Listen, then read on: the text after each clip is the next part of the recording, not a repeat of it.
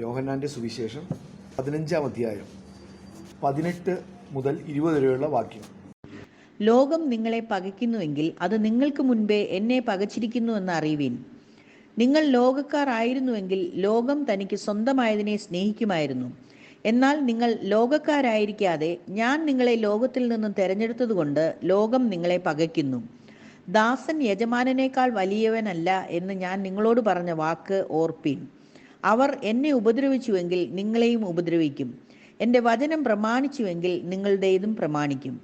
നമുക്കറിയാം, ഒരു ഗ്രൂപ്പിൽ നിന്ന്, ഒരു സമൂഹത്തിൽ നിന്ന് നമ്മളെ ഒറ്റപ്പെടുത്തുമ്പോൾ, മാറ്റി നിർത്തുമ്പോൾ ഉണ്ടാകുന്ന വേദന വളരെ കൂടുതലാണ്. സുവിശേഷ നിമിത്തം കുടുംബത്തിൽ നിന്ന് ഇറക്കി വിട്ടവരുണ്ട്. ക്രിസ്തുവിൻ്റെ നാമം നിമിത്തം അവരെ ആ കുടുംബത്തിൻ്റെ മറ്റ് ചടങ്ങുകളിൽ പങ്കെടുപ്പിക്കാത്ത അനേക കാര്യങ്ങളുണ്ട്. കോളേജിൽ നമ്മൾ പഠിക്കുന്ന സമയത്ത് യേശുവിൻ്റെ ആൾക്കാർ അല്ലെങ്കിൽ യേശുവിൻ്റെ സുവിശേഷം പറയുന്നവരെ നിലയിൽ പരിഹസിക്കാറുണ്ട്. പലപ്പോഴും നമ്മളെ ഒറ്റപ്പെടുത്താറുണ്ട്. അങ്ങനെ ഒറ്റപ്പെടുത്തുന്ന ഒരു അനുഭവം നമുക്ക് വളരെ വേദന ഉണ്ടാക്കുന്നതാണ്. യോഹന്നാൻ്റെ സുവിശേഷം 12-ാം അധ്യായം 42-43 വാക്യങ്ങൾ. എന്നിട്ടും പ്രമാണികളിൽ തന്നെയും അനേകർ അവനിൽ വിശ്വസിച്ചു. പള്ളിഭ്രഷ്ടരാകാതിരിപ്പാൻ പരീശന്മാർ നിമിത്തം ഏറ്റുപറഞ്ഞില്ല താനും. അവർ ദൈവത്താലുള്ള മാനത്തേക്കാൾ മനുഷ്യരാലുള്ള മാനത്തെ അധികം സ്നേഹിച്ചു. അവിടെ നമ്മൾ കാണുന്നു, ഒരു വിഭാഗം ആളുകൾ സുവിശേഷം കേട്ടു, അവർക്ക് സത്യം മനസ്സിലായി. പക്ഷേ ഒറ്റപ്പെടുത്തുമെന്ന് പേടിച്ചിട്ട്, മാറ്റി നിർത്തുമെന്ന് പേടിച്ചിട്ട് അവർ അത് ഏറ്റുപറഞ്ഞില്ല, വിശ്വാസം ഏറ്റുപറഞ്ഞില്ല. നമ്മുടെ ജീവിതത്തിൽ നമ്മൾ ഈ ദിവസങ്ങളിലൊക്കെ പഠിക്കുന്നുണ്ട്, എല്ലാവരും തന്നെ വിവിധ പരീക്ഷകളിൽ കൂടെ, പരിശോധനകളിൽ കൂടെ കടന്നു പോകേണ്ടത് ആവശ്യമാണ്. കഷ്ടതകൾ നമ്മുടെ എല്ലാവരുടെയും ജീവിതത്തിൽ വ്യത്യസ്തമായി സംഭവിക്കും. ഒരു വിശ്വാസിക്ക് കഷ്ടത ഇല്ലെങ്കിൽ വേദപുസ്തകം പറയുന്നത് അവൻ യഥാർത്ഥ ദൈവ മകൻ അല്ല. അങ്ങനെ കഷ്ടതയിലൂടെ കടന്നു പോകുന്ന സമയത്ത് നമുക്ക് എങ്ങനെയാണ് നിൽക്കാൻ പറ്റുന്നത്? നമ്മളൊക്കെ മനുഷ്യരാണ്. ദൈവത്തിനത് അറിയാവുന്നതുകൊണ്ട് നമ്മൾ കഷ്ടതയിലൂടെ കടന്നു പോകുന്ന സമയത്ത് ദൈവം നമുക്ക് വ്യത്യസ്തമായ ആശ്വാസങ്ങൾ നൽകാറുണ്ട്. വിവിധ രീതിയിൽ ദൈവം നമ്മളെ ആശ്വസിപ്പിക്കാറുണ്ട്.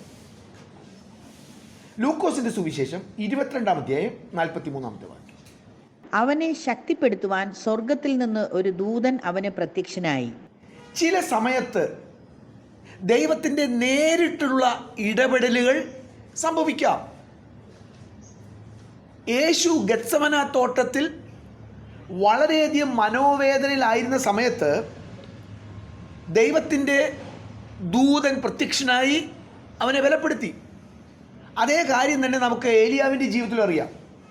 ഏലിയാവ് ചൂരച്ചെടിയുടെ തണലിൽ കിടന്ന് മരിക്കാൻ ആഗ്രഹിച്ചു. ഭയപ്പെട്ട് താൻ വേദനയോടുകൂടെ ആയിരിക്കുന്ന സമയത്ത് ദൈവത്തിൻ്റെ ദൂതൻ കടന്നു വന്ന് അവന് ഭക്ഷണം കൊടുക്കുന്നു, കുടിക്കുവാൻ വെള്ളം കൊടുക്കുന്നു. അപ്പോൾ ദൈവം ചില സമയത്ത് നേരിട്ട് ദൈവത്തിൻ്റെ ദൂതന്മാരെ തന്നെ അയച്ച സംഭവങ്ങൾ നമ്മൾ വേദപുസ്തകത്തിൽ കാണുന്നു, ആശ്വസിപ്പിക്കാനായി. ചില സമയത്ത് ദൈവം തൻ്റെ വചനം അയക്കുന്നു. നമ്മൾ വളരെ വേദനയിലൂടെ ആയിരിക്കുന്ന സമയത്ത് നമ്മൾ നിരന്തരമായി വായിച്ചുകൊണ്ടിരുന്ന വാക്യത്തിലൂടെ ദൈവം നമ്മളെ ആശ്വസിപ്പിക്കുന്നു. പരിശുദ്ധാത്മാവ് നമ്മെ ആശ്വസിപ്പിക്കുന്നു. പരിശുദ്ധാത്മാവിൻ്റെ ഒരു പേര് ആശ്വാസപ്രദൻ, കംഫർട്ടർ. ദൈവത്തിൻ്റെ പരിശുദ്ധാത്മാവ് നമ്മളെ ആശ്വസിപ്പിക്കുന്നു. ചില സമയത്ത് ദൈവം നമുക്ക് ചില ദർശനങ്ങളെ തരും. അപ്പോസ്തല പ്രവൃത്തി 23-ാം അധ്യായം 11-ാമത്തെ വാക്യം. രാത്രിയിൽ കർത്താവ് അവന്റെ അടുക്കൽ നിന്ന്, ധൈര്യമായിരിക്കുക, നീ എന്നെക്കുറിച്ച് യെരൂശലേമിൽ സാക്ഷീകരിച്ചതുപോലെ റോമയിലും സാക്ഷീകരിക്കേണ്ടതാകുന്നു എന്ന് അരുളി ചെയ്തു. പൗലോസ് തൻ്റെ ജീവിതത്തിൽ വളരെ കഠിനമായ സമയത്തിലൂടെ കടന്നു പോകുന്ന സമയത്ത് ഒരു ദർശനം കാണുകയാണ്. ആ ദർശനത്തിലൂടെ എന്തുണ്ടായി? ആശ്വാസമുണ്ടായി, ധൈര്യമുണ്ടായി. ചില സമയത്ത് ദൈവം ചില വ്യക്തികളെ നമ്മുടെ ജീവിതത്തിലേക്ക് അയക്കും. നമ്മൾ വായിക്കുന്നുണ്ട്, പൗലോസിൻ്റെ ജീവിതത്തിലേക്ക് പൗലോസ് ദമസ്കോസിൻ്റെ പടിവാതിക്കൽ വെച്ച് ദൈവത്തിൻ്റെ ദർശനത്തിൽ വീണു. പിന്നെ തനിക്ക് കാഴ്ചയില്ല. അങ്ങനെ ഇരിക്കുന്ന സമയത്ത് അനന്യാസ് എന്ന് പറയുന്ന ദൈവത്തിൻ്റെ ഒരു ദാസനെ ദൈവം ഈ പൗലോസിൻ്റെ അടുക്കിലേക്ക് അയക്കുന്നു ആശ്വാസത്തിനായി. അപ്പം നമ്മുടെയൊക്കെ ജീവിതത്തിൽ നമ്മളൊക്കെ വ്യത്യസ്തമായ പരീക്ഷകളിലൂടെ, കഷ്ടതകളിലൂടെ കടന്നു പോകുമ്പോൾ തന്നെ ദൈവത്തിൻ്റെ വിവിധമായ ആശ്വാസം നമ്മുടെ ജീവിതത്തിലേക്ക് ദൈവം അയക്കുന്നുണ്ട്. എന്നാൽ നമ്മൾ ആദ്യം വായിച്ച വാക്യത്തിൽ വ്യത്യസ്തമായ ഒരു കാര്യമാണ് നാം കാണുന്നത്. യോഹന്നാൻ്റെ സുവിശേഷത്തിൽ അതിൻ്റെ 15-ാം അധ്യായത്തിൽ നമ്മൾ കണ്ടത്, ലോകം നിങ്ങളെ വെറുക്കുന്നുവെങ്കിൽ അത് നിങ്ങൾക്ക് മുൻപേ എന്നെ വെറുത്തിരിക്കുന്നുവെന്ന് അറിവിൻ. നമുക്ക് പരിചിതമല്ലാത്ത ദൈവത്തിൻ്റെ ഒരു ആശ്വാസമാണിത്. നമ്മളെ ഒറ്റപ്പെടുത്തുന്നു, നമ്മളെ വെറുക്കുന്നു എന്ന് പറഞ്ഞ് നമ്മൾ ദൈവത്തിൻ്റെ സന്നിധി ചെല്ലുമ്പോൾ നമ്മൾ നേരത്തെ കേട്ടതുപോലെ ചിലപ്പോൾ വചനമായി ആശ്വസിപ്പിക്കുന്നു, പക്ഷെ ആ സമയത്ത് വചനം വന്നില്ല, ദൈവത്തിൻ്റെ ദൂതൻ വന്നില്ല, ദൈവം അയച്ച ആളുകൾ വന്നില്ല, സ്വപ്നം കണ്ടില്ല, പരിശുദ്ധാത്മാവ് ഒന്നും പറഞ്ഞില്ല. അങ്ങനെയുള്ള ഒരു സന്ദർഭത്തിൽ ദൈവത്തിൻ്റെ ഇടപെടൽ എങ്ങനെയാണ്? ദൈവത്തിൻ്റെ അടുക്കൽ ചെന്ന് ലോകം എന്നെ വെറുക്കുന്നു, എന്നെ ഒറ്റപ്പെടുത്തുന്നു എന്ന് പറഞ്ഞപ്പോൾ കർത്താവിൻ്റെ മറുപടി എന്താണ്? അയ്യോ, അത് പണ്ട് എന്നെ വെറുത്തല്ലോ. എന്താ പറയുന്നത്? ലോകം നിങ്ങളെ വെറുക്കുന്നുവെങ്കിൽ അത് നിങ്ങൾക്ക് മുൻപേ എന്നെ വെറുത്തു എന്ന് അറിയുവിൻ. നമ്മളെന്താ പ്രതീക്ഷിച്ചു എന്നത്? നമ്മുടെ പ്രശ്നം ദൈവത്തെ നമ്മൾ കൺട്രോൾ ചെയ്യാൻ ശ്രമിക്കുന്നതാണ് നമ്മുടെ ജീവിതത്തിലെ പരാജയവും പ്രശ്നം. നമുക്ക് ചിലപ്പോൾ നിർബന്ധമുണ്ടാകും, ദൈവം ഇങ്ങനെയേ പ്രവർത്തിക്കാവൂ. ബൊഫയുടെ 2 സൈഡിലും ആൾക്കാരുണ്ട്. ഈ ബൊഫയുടെ പാത്രം ഇങ്ങനെ തുറന്നു വെച്ചിട്ട് നമ്മൾ ചിന്തിക്കുന്നത് ഇപ്പുറത്തെ സൈഡിൽ, അത് വിളമ്പുന്ന സൈഡിൽ കർത്താവ് നിൽക്കും, എന്നിട്ട് കർത്താവ് വിളമ്പിത്തരും. അതല്ല ശരിയായ സിസ്റ്റം. ഞാനാണ് ഇപ്പുറത്ത് നിൽക്കുന്നത്, എന്നിട്ട് തുറന്നു വെച്ചിട്ട് കർത്താവിനോട് പറയാണ് ഇഷ്ടമുള്ളതെടുത്തു. എൻ്റെ ജീവിതത്തിൽ എങ്ങനെയാണ് ആശ്വാസം വരേണ്ടത്? കർത്താവ് ഒരു ദൂതനെ അയക്കണമേ, കർത്താവ് ഒരു വചനം തരണമേ. തീർച്ചയായിട്ടും നമ്മളതാ കണ്ടത്. ദൈവത്തിൻ്റെ ആശ്വാസത്തിൻ്റെ വഴികൾ അതൊക്കെയാണ്. പക്ഷെ അത് മാത്രമല്ല വഴി. ചില സമയത്ത് നാം ഒറ്റപ്പെടുമ്പോൾ, പരിഹസിക്കപ്പെടുമ്പോൾ ദൈവത്തിന് നമ്മോട് പറയാനുള്ളത്, നിങ്ങൾക്ക് മുൻപേ ലോകം എന്നെ വെറുത്തു എന്ന് ഓർക്കണം, അറിയണം. അവിടെ ഒരു മറുപടിയില്ല. മറുപടി ആരാണ്? യേശുവിൻ്റെ ജീവിതം തന്നെയാണ്. അത് മഹത്തായ മറുപടിയാണ്. അത് നമ്മൾ മനസ്സിലാക്കണം. എപ്പോഴും ദൈവം ആശ്വാസപ്രദനെ അയക്കത്തില്ല. നമ്മുടെ വീട്ടിൽ ഒരു കുഞ്ഞ്, 1 വയസ്സുള്ള കുഞ്ഞ് നടക്കാൻ പഠിച്ചു. അപ്പോൾ കൊച്ചു വീട്ടിൽ നിന്ന് വീണാൽ വീട്ടിലുള്ള എല്ലാം കൂടി ഓടി വരും. അയ്യോ മോനെ എന്ന് പറഞ്ഞ് പൊക്കി, അയ്യോ കുട്ടാ പൊന്നെ എന്നൊക്കെ പറഞ്ഞ് ഉമ്മയൊക്കെ വെച്ച് എല്ലാവരും കൂടി. അവനൊരു 15 വയസ്സായി. അവൻ വീട്ടിൽ നടക്കുമ്പോൾ വീണു, എഴുന്നിട്ട് പോടാ അല്ലേ? അങ്ങനെയല്ലേ പറയുള്ളൂ. എല്ലാവരും കൂടി ഓടി വന്നാൽ എടുത്ത് പൊക്കോ? ഇല്ല. കാര്യം എന്താ? പ്രായം കുറയായി. അപ്പോൾ ദൈവം നമ്മുടെ വളർച്ചയ്ക്കനുസരിച്ച് ദൈവത്തിൻ്റെ ഇടപെടലുകൾക്ക് വ്യത്യാസം ഉണ്ടായിരിക്കും. നമ്മൾ രക്ഷിക്കപ്പെട്ട സമയത്ത് ജീവിതത്തിൽ ഒരു ഒറ്റപ്പെടുത്തൽ ഉണ്ടായപ്പോൾ, ഒരു വെറുപ്പ്, മറ്റുള്ളവരായിട്ട് ഒരു വെറുപ്പുണ്ടായപ്പോൾ ദൈവത്തിൻ്റെ ഇടപെടൽ വളരെ ശക്തമായിരുന്നിരിക്കാം. ദൈവം ദൂതന്മാരെ അയച്ചിരിക്കാം. അന്ന് കണ്ണുനീരോടുകളൊന്ന് വീട്ടിൽ വന്നിട്ട് ബൈബിൾ വായിച്ചപ്പോൾ തന്ന വാക്യം കൃത്യമായിരുന്നിരിക്കാം. നിങ്ങളെ അറിയാത്ത ഒരാൾ വന്നിട്ട് ഈ കാര്യം നിങ്ങളോട് പറഞ്ഞു കാണാമായിരിക്കാം. അന്ന് രാത്രി നിങ്ങളുടെ ഒരു ദർശനം കണ്ടിരിക്കാം. പക്ഷെ എപ്പോഴും ദൈവത്തിൻ്റെ ഇടപെടൽ എങ്ങനെയല്ല. ആത്മീക വളർച്ച പക്വത പ്രാപിക്കും തോറും ദൈവം കൂടുതൽ കൂടുതൽ നിശബ്ദനാകുക. ദൈവത്തിന് പറയാനുള്ളത് വഴിയല്ല, തൻ്റെ ജീവിതമാണ്. നിങ്ങളെ ലോകം വെറുക്കുന്നുവെങ്കിൽ നിങ്ങൾ ഓർക്കണം, നിങ്ങൾക്ക് മുൻപേ എന്നെ വെറുത്തു. എൻ്റെ ജീവിതം അതുപോലെ പകർത്താനുള്ള ഒരു ജീവിതത്തിലേക്കാണ് നിങ്ങളെ വിളിച്ചിരിക്കുന്നത്. എന്നെ ഒറ്റപ്പെടുത്തിയില്ലായിരുന്നെങ്കിൽ, എന്നെ വെറുത്തില്ലായിരുന്നെങ്കിൽ നിങ്ങളെയും വെറുക്കത്തില്ല. ലോകം നിങ്ങളെ വെറുക്കുന്നുവെങ്കിൽ നിങ്ങൾക്ക് മുൻപേ എന്നെ വെറുത്തിരിക്കുന്നു. എന്തുകൊണ്ടാണ് നിങ്ങളെ വെറുക്കുന്നത് അല്ലെങ്കിൽ നിങ്ങളെ ഒറ്റപ്പെടുത്തുന്നത്? നിങ്ങൾ ലോകക്കാർ അല്ല. എവിടെയാണ് നമ്മൾ ഒറ്റപ്പെടുത്തുന്നത്? ഞാൻ എപ്പോഴും പറയുന്ന പോലെ, ഒരു ഗവൺമെൻറ് സ്റ്റാഫ് ഒരു പഞ്ചായത്തിൽ വർക്ക് ചെയ്യുക. അദ്ദേഹം ഒരു ദൈവവൈതലാണ്, അദ്ദേഹം കൈക്കൂലി വാങ്ങിക്കത്തില്ല. അപ്പോൾ എല്ലാവരും പറയും, ഓ എന്തോ ഒരു നല്ല സാറാണ്. ഏത് പബ്ലിക്കിൻ്റെ കാര്യമല്ല ഞാൻ പറയുന്നത്, ഓഫീസിലുള്ളവർ നല്ല മനുഷ്യനാണ് പറയുന്നത്. ഞങ്ങളുടെ കഞ്ഞിയിൽ പാറ്റ ഇട്ടു, അപ്പം എന്താ അദ്ദേഹം മേടിക്കാത്തതുകൊണ്ട് ഞങ്ങൾക്ക് മേടിക്കാൻ പറ്റുന്നില്ല. എല്ലാവരും വെറുക്കും. നിങ്ങൾ നല്ലത് ചെയ്താൽ കയ്യടിയല്ല കിട്ടുന്നത്, വെറുപ്പാണ് കിട്ടുന്നത്. ലോകത്തിൻ്റെ രീതിക്കനുസരിച്ച് പോയില്ലെങ്കിൽ നിങ്ങൾ ലോകക്കാരല്ല എന്നതിൻ്റെ പ്രൂഫാണ്. അപ്പോൾ എന്നെ ഒറ്റപ്പെടുത്തല്ലേ, എന്നെ മാറ്റി നിർത്തല്ലേ എന്ന് പറയുന്നതിൻ്റെ വേറൊരു ലാംഗ്വേജ് ഇതാണ് ദൈവത്തോട്, ദൈവമേ എന്നെ ലോകക്കാരനാക്കണേ. ദൈവത്തിന് ഒറ്റ ഡോറേ ഉള്ളൂ, നേരായ ഡോർ. ബാക്ക് ഡോർ ഇല്ല. നമ്മൾ പലപ്പോഴും ആഗ്രഹിക്കുന്നത് എന്താ പുറം വാതിലെന്നൊക്കെ പറയുമല്ലോ, നേരായ വാതിലിൽ കൂടെ കയറ്റാതെ പുറം വാതിലിൽ കൂടെ കയറ്റുന്നത്. ആ ഒരു പരിപാടി ദൈവത്തിന് ഇല്ല. നമുക്ക് കർത്താവിൻ്റെ ജീവിതത്തിലേക്ക് വരാം. കർത്താവ് ഈ പറഞ്ഞത് എന്താണെന്ന് നമുക്കൊന്ന് പരിശോധിക്കാം. മത്തായി സുവിശേഷം 2-ാം അധ്യായം 13-ാമത്തെ വാക്യം. അവർ പോയ ശേഷം കർത്താവിൻ്റെ ദൂതൻ യോസെഫിന് സ്വപ്നത്തിൽ പ്രത്യക്ഷനായി, നീ എഴുന്നേറ്റ് ശിശുവിനെയും അമ്മയെയും കൂട്ടിക്കൊണ്ട് മിസ്രയീമിലേക്ക് ഓടിപ്പോയി, ഞാൻ നിന്നോട് പറയും വരെ അവിടെ പാർക്കുക. ഹെരോദാവ് ശിശുവിനെ നശിപ്പിക്കേണ്ടതിനെ അവനെ അന്വേഷിപ്പാൻ ഭാവിക്കുന്നു എന്ന് പറഞ്ഞു. ഗവൺമെൻറ് വെറുത്ത ഒരു മനുഷ്യൻ. നമ്മളൊക്കെ വ്യത്യസ്തമായ പ്രശ്നങ്ങളിൽ കൂടെ പോകുന്നവരാണ്, പക്ഷേ നമുക്ക് ഇതുണ്ടായെന്ന് തോന്നുന്നില്ല. ഗവൺമെൻറ് വെറുത്ത ഒരു മനുഷ്യൻ. വേട്ടയാടുക എന്ന് പറയുമല്ലോ, നമുക്കൊന്നും പരിചയമില്ല. പണ്ട് റഷ്യയിൽ, കമ്മ്യൂണിസ്റ്റ് റഷ്യയിലൊക്കെ അങ്ങനത്തെ കാര്യങ്ങളൊക്കെ സംഭവിച്ചിട്ടുണ്ട്. ടോർച്ചേർഡ് ഫോർ ക്രൈസ്റ്റ് എന്ന് പറയുന്ന ഒരു പുസ്തകമുണ്ട്, അതിലൊക്കെ വായിച്ചാൽ അറിയാം. അവിടെയൊക്കെ അത് സംഭവിച്ചിട്ടുണ്ട്. നമ്മുടെ ഇവിടെ നമ്മളൊന്നും അങ്ങനെ വലിയ കാര്യമായിട്ട് ആ വിധത്തിൽ അനുഭവിച്ചിട്ടില്ല. ഗവൺമെൻറ് വെറുത്ത മനുഷ്യൻ ആരാണ്? നമ്മുടെ കർത്താവ്. യെസ്. ഇനി മർക്കോസിൻ്റെ സുവിശേഷം 11-18. അത് കേട്ടിട്ട് മഹാപുരോഹിതന്മാരും ശാസ്ത്രിമാരും അവനെ നശിപ്പിക്കേണ്ടത് എങ്ങനെയെന്ന് അന്വേഷിച്ചു. പുരുഷാരമെല്ലാം അവൻ്റെ ഉപദേശത്തിൽ അതിശയിക്കാൽ അവർ അവനെ ഭയപ്പെട്ടിരുന്നു. പള്ളിക്കാർ വെറുത്തു, സ്പിരിച്വൽ ലീഡേഴ്സ് വെറുത്തു. അന്നത്തെ ആത്മീക നേതൃത്വം യേശുവിനെ വെറുത്തിട്ട് അവനെ കൊല്ലുവാൻ വേണ്ടി ശ്രമിക്കുകയാണ്. ഗവൺമെൻറ്റിനാൽ വെറുക്കപ്പെട്ടൊരു മനുഷ്യൻ, പള്ളിക്കാരാൽ, സ്പിരിച്വൽ ലീഡേഴ്സിനാൽ വെറുക്കപ്പെട്ടൊരു മനുഷ്യൻ. മർക്കോസ് 6:1. അവൻ അവിടെ നിന്ന് പുറപ്പെട്ട് തൻ്റെ പിതൃനഗരത്തിൽ ചെന്നു. അവൻ്റെ ശിഷ്യന്മാരും അനുഗമിച്ചു.